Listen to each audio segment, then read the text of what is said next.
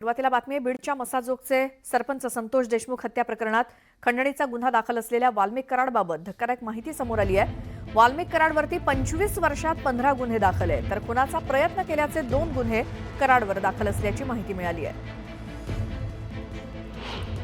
या प्रकरणामध्ये रोजच्या रोज नवनवे अपडेट समोर येत आहेत, नवनवे खुलासे होत आहेत। त्यामध्ये वाल्मिक कराड यानं काल सीआयडीकडे आत्मसमर्पण केलं। नंतर वाल्मिक कराडवरती 25 वर्षामध्ये एकूण 15 गुन्हे दाखल असल्याची माहिती मिळाली आहे। तर खुनाचा प्रयत्न केल्याचे 2 गुन्हे वाल्मिक कराडवरती दाखल आहेत। परळी शहर पोलीस ठाण्यासोबतच बर्दापूर पोलीस ठाणं, अंबाजोगाई शहर आणि केज पोलीस ठाणे अशा एकूण 4 पोलीस ठाण्यामध्ये त्याच्यावरती 15 गुन्हे दाखल आहेत। खंडणी प्रकरणी आरोपी आहे वाल्मिक कराड आणि त्यानं काल पोलिसांकडे आत्मसमर्पण केलं सीआयडीकडे।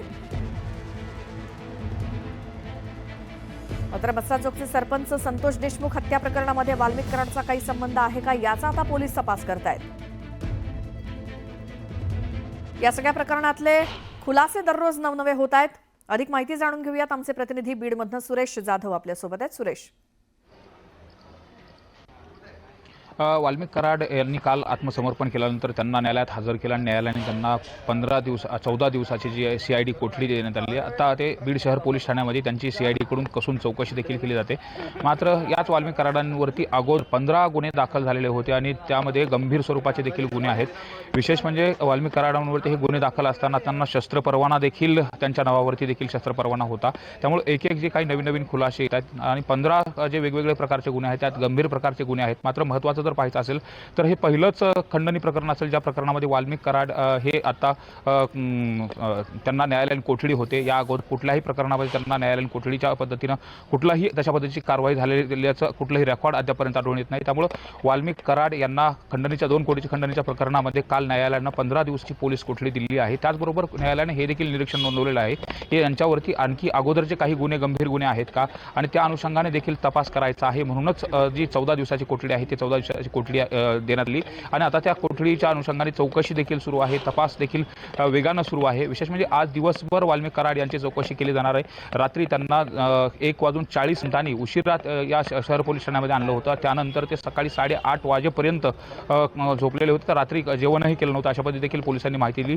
शुगरचं पेशंट असल्याकारणाने जेवण देखील त्यांनी करणं गरजेचं होतं। मात्र शासकीय जेवण सुरुवातीला त्यांनी नाकारलं होतं, तर त्यानंतर 11:30 ते 12च्या दरम्यान त्यांनी शासकीय जेवण स्वीकारलं। फक्त अर्धी भाकर चपाती देखील खाल्ल्याचं देखील आता पोलिसांच्या माहितीवर लक्षात येत आहे। त्यामुळे एकंदरीत जर बघितलं आपण तर वाल्मिक कराड यांच्या भोवती आता जी चौकशी करत असताना सीआयडी आहे ती जे फरार असलेले आरोपी आहेत त्यांच्या अनुषंगाने काही तपासाची काही सूत्र मिळतात का, धागेदोरे मिळतात का, याचा देखील तपास करणार आहे। आणि जे 3 गुन्हे दाखल आहेत, खंडणीचा गुन्हा आहे, त्याचबरोबर हत्येचा गुन्हा आहे आणि त्यानंतर ॲट्रॉसिटी मारहाणीचा गुन्हा आहे, या 3 गुन्ह्याच्या अनुषंगाने देखील आता सीआयडी हे तपास करत आहे। त्यामुळे एकंदरीतच वाल्मिक कराड हे आता नवीन कुठल्या माहिती देणार आणि सीआयडी कडून त्यांचा कशा पद्धतीने चौकशी केली जाणार हे देखील पाहणं महत्त्वाचं ठरणार आहे। श्वेता, सुरेश, या सगळ्या माहितीसाठी धन्यवाद।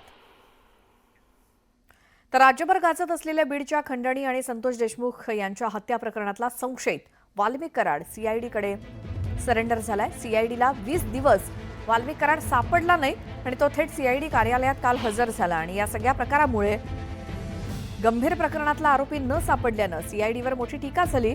आता संतोष देशमुख प्रकरणातले आणखी 3 आरोपी फरार आहेत। हे 3 आरोपी तरी सीआयडी पकडणार की हेही आरोपी हजर होणार असा प्रश्न उपस्थित केला जातोय।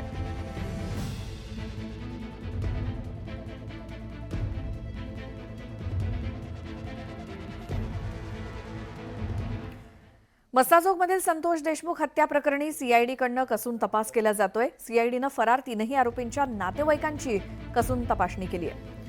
आरोपी सुदर्शन घुलेच्या घरच्यांची आणि नातेवाईकांची कसून चौकशी सुरू आहे। त्याचसोबत फरार 3ही आरोपींच्या नातेवाईकांची सीआयडीच्या अधिकाऱ्यांकडनं चौकशी सुरू करण्यात आली आहे। संबंधित आरोपी नातेवाईकांच्या संपर्कात आहेत का याचा देखील तपास सीआयडीकडून केला जातोय।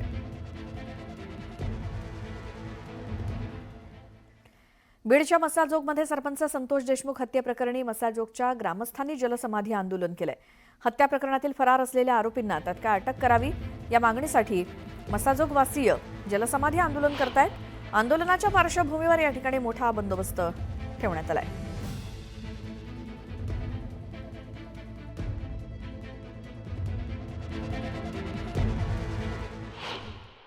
मध्ये त्यांच्या याच्या मेन आहे की आरोपीला लवकरात लवकर अटक झाले पाहिजे आणि जो तपास आहे तो तपास डीपली चांगल्या प्रकारे तपास असला पाहिजे. आरोपीचा इन्व्हॉल्वमेंट कुठे कुठे आहे त्याच्या बाबतीत तपास झाला पाहिजे. डिटेलमध्ये चर्चा झाली, महिला मंडळीशी सोबत चर्चा केलेली आहे, पुरुष मंडळीसोबत चर्चा केलेली आहे आणि नक्की आपला बीड पोलीसतर्फे आमच्या जो एफर्ट्स आहे ते पूर्णपणे 100% एफर्ट चालू आहे. त्याच्यामध्ये जो बाकी उरलेले 3 आरोपी आहेत त्यांना लवकरात लवकर अटक होईल आणि त्याच्यामध्ये आपला जो तपास आहे ते आपण प्रामाणिकपणे करू. मंदिर मशीद वादावरती सरसंघचालक मोहन भागवत यांच्या वक्तव्यावरती चर्चा सुरू झाली होती. आता संघाच्या पांचजन्य मुखपत्रातनं याबाबत स्पष्टीकरण देण्यात आलंय. पांचजन्यमधनं मोहन भागवत यांच्या भूमिकेची पाठराखण करण्यात आली आहे. भागवत यांनी मंदिरं आणि त्यांच्याशी संबंधित मुद्दे राजकारणापेक्षा समजून घेण्याची आणि अतिसंवेदनशीलतेने विचार करण्याची गरज अधोरेखित केली. मंदिरांचा दिवसेंदिवस होणारा शोध आणि रस्त्यावरती ओसाड पडलेल्या मंदिरांची कोणतीही दखल न घेण्याच्या प्रवृत्तीकडे समाज म्हणून आपण कसं पाहावं हे भागवतांनी सांगितलं आणि पांचजन्यमधनं भागवतांच्या भूमिकेचं समर्थन करण्यात आलंय. आमचे प्रतिनिधी प्रशांत लीला रामदास आपल्या सोबत आहेत. प्रशांत, काय माहिती या सगळ्याबद्दल?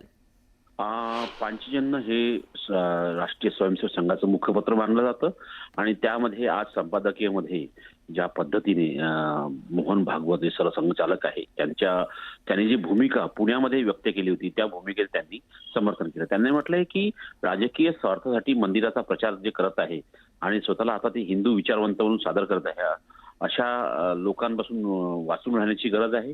त्यांनी हे स्पष्ट केलं आहे की खास करून यामध्ये त्यांनी 5 प्रमुख मुद्दे मांडलेले आहेत. त्यामध्ये त्यांनी म्हटलं आहे की देशामध्ये ज्या पद्धतीची परिस्थिती निर्माण झाली याच्यातून वेगळा अर्थ काढण्याची गरज आहे आणि सगळ्यांनी सर्व समाजाला सोबत घेऊन जाण्याची गरज आहे आणि प्रत्येक प्रश्न हा समंजसपणे हाताळण्याचे आवाहन देखील त्यांनी केलं. त्यांनी हेही म्हटलं आहे की ज्या पद्धतीने सामाजिकदृष्ट्या बुद्धिमान जे लोक आहेत ते देखील मीडियाचा समाजाचा गैरफायदा घेतात असंही त्यांनी म्हटलेलं आहे आणि ज्या पद्धतीने मंदिर आणि मस्जिद असा वाद निर्माण केला जातो त्याचा राजकीय शस्त्र म्हणून वापर केला जातो हे अतिशय चिंताजनक आहे असं त्यांनी म्हटलं होतं. राजकीय भांडणं आणि वैयक्तिक गौरव हे वाद टाळले पाहिजे आणि भागवतांनी स्पष्ट केलं आहे की सामाजिक जाणीवा निर्माण करण्याची आता काळाची गरज आहे.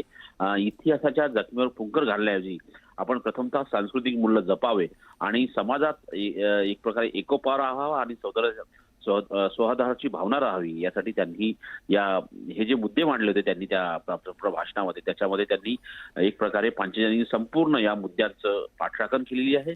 पण दुसरीकडे जर बघितलं आपण तर त्यामध्ये दुसरं जे इंग्रज जे मुखपत्र आहे त्याच्यामध्ये या संदर्भात वेगळी मतं असल्याची स्पष्ट आलेलं आहे. प्रशांत, या सगळ्या माहितीसाठी धन्यवाद. आणि आता बातमी आहे मुख्यमंत्र्यांच्या दौऱ्याची. मुख्यमंत्रीपदाचा पदभार स्वीकारल्यानंतर देवेंद्र फडणवीस ग्रामीण महाराष्ट्राच्या दौऱ्याची सुरुवात करतायत आणि ही सुरुवात गडचिरोली जिल्ह्यातनं होते. माओवाद्यांच्या कारवाया असलेल्या अतिसंवेदनशील अशा अतिदुर्गम पेनगुंडा गावाला भेट देऊन एका दिवसात तो उभारलेल्या पोलीस ठाण्यातील जवानांशी फडणवीस संवाद साधतील. त्यानंतर आदिवासी नागरिकांशी जनजागरण मेळाव्यातून ते संवाद साधणार आहेत. तर कोनसरी इथल्या लोहखनिज प्रकल्पाच्या प्रस्तावित विस्तारित प्रकल्पाचं उद्घाटन फडणवीसांच्या हस्ते होणार आहे.